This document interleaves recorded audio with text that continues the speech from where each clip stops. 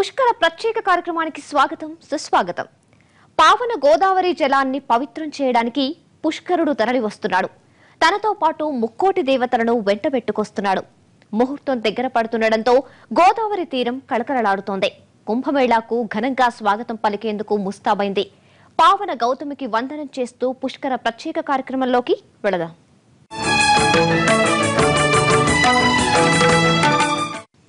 పుష్కర స్నానం పరమ పవిత్రం. తెలుసో తెలియకో చేసిన తప్పులు, జన్మ జన్మాల పాపాలు ఒక్క పుష్కర స్నానంతో తొలగిపోతాయని చెబుతారు. అయితే స్నానం ఎలా పడితే అలా చేయకూడదు. దానికి కొన్ని నియమాలు ఉన్నాయి.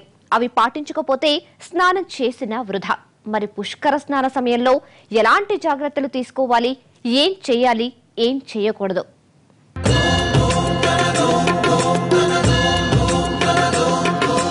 అరుణధవళ స్వర్ణోదయ దీప్తిం అఖిల భువన చైతన్య ప్రసారం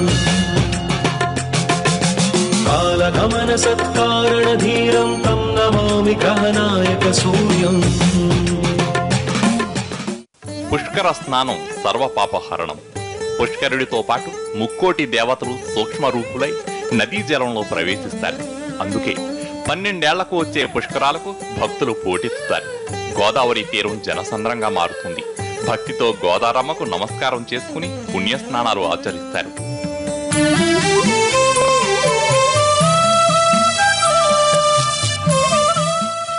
ఏదో వెళ్ళాం స్నానం చేశాం అన్నట్లుంటే ఉపయోగం ఉండదన్నది పెద్దల మాట. పుష్కర స్నానానికి చాలా నియమాలున్నాయి. నదీ స్నానం చేసేటప్పుడు సంకల్పం చెప్పుకోవాలి. అలా చేయకుండా చేస్తే దాన్ని కాకి స్నానం అంటారు. అది ఫలరహితం. దీనికి పండితుల్ని ఆశ్రయించాల్సిన పని లేదు. మనకు మనమే చెప్పుకోవచ్చు. నదీ తీరంలో ఉన్న చిటికెడు మట్టిని చేతిలోకి తీసుకుని పిప్పలా దాస్త ముత్పన్నే కృత్యే లోకే భయంకరే మృత్తికాంతే మయాదత్తం ఆహారార్థం ప్రకల్పయ అని చెప్పాలి.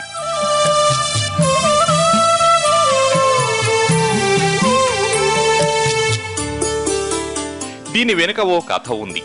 పిప్పలాదురు ఏర్పాటు చేసిన హోమంలోంచి ఉద్భవించిన కృత్య దేవతలను సంహరించడానికి బయలుదేరగా శంకరుడు ఆపేశాడు. తనకు ఆహారం కావాలని కృత్య అడిగాడట.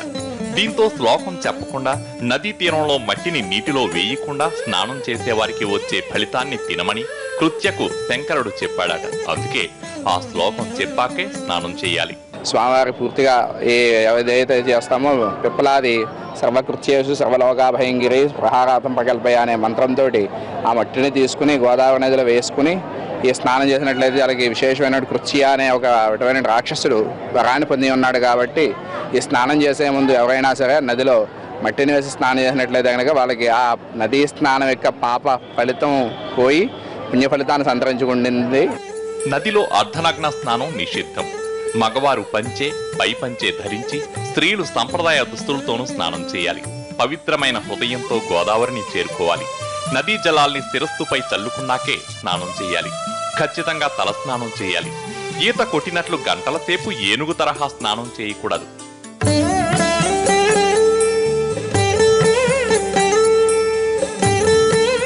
నీటిని కాలితో తన్నకూడదు. ఇంటి దగ్గర స్నానం చేశాకే పుష్కర స్నానానికి వెళ్ళాలి. నిత్యకర్మ చేసేవారు దాన్ని పూర్తి చేశాకే నదీ స్నానానికి వెళ్ళాలి. పూజ పేరుతో నదీ జలాల్ని పాడు చేయకూడదు. పసుపు, కుంకుమ, అక్షింతలు, పూలు వాడవచ్చు. నదిలో ఉమ్మి వేయడం, చెప్పులతో స్నానానికి వెళ్లడం మహాపాపం. ఒక నదిలో స్నానం చేస్తూ మరో నదిని విమర్శించినా వదలని పాపం అంటుకుంటుందట. శరీర మనోమాలిన్యం పుష్కర జలం తొలగిస్తుందంటారు. అలాంటి చోట షాంపూలు, సబ్బులు వాడకూడదు. పవిత్రమైన పుష్కర జలాన్ని మలమూత్ర విసర్జనకు వాడకూడదు.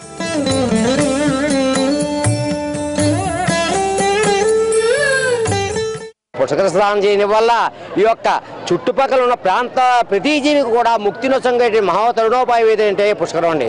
ఈ పుష్కరాన్ని 144 సంవత్సరాలుగా విభజించబడింది.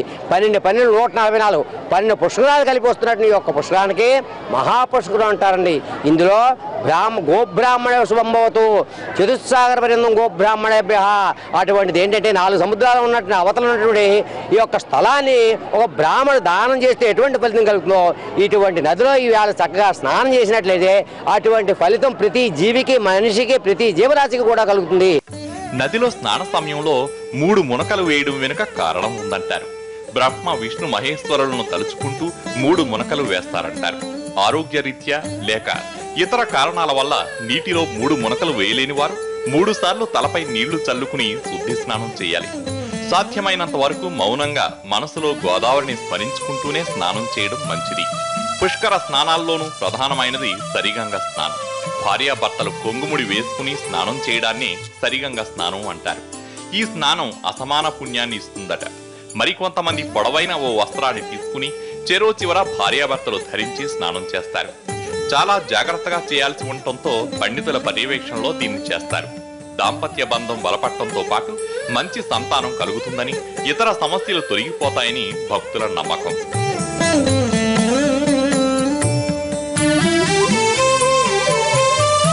సంప్రదాయాన్ని పాటిస్తేనే పుష్కర స్నానం ఫలం లభిస్తుంది. లేకుంటే అంత కష్టపడి మరీ చేసిన స్నానం వృధా అవుతుంది. పైగా ఇతరులకు ఇబ్బంది కలిగించిన వాళ్ళం కూడా అవుతాం.